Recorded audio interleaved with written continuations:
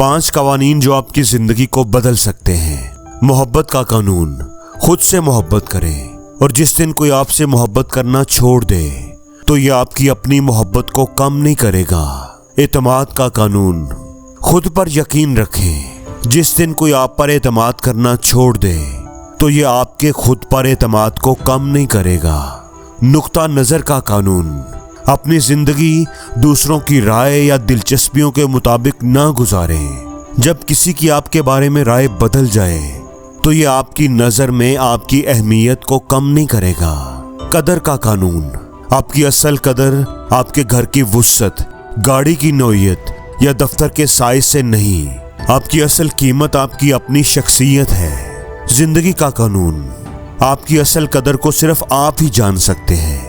दूसरों को खुश करने के लिए खुद को तकलीफ में ना डालें, क्योंकि आप कभी भी सबको राजी नहीं कर सकते।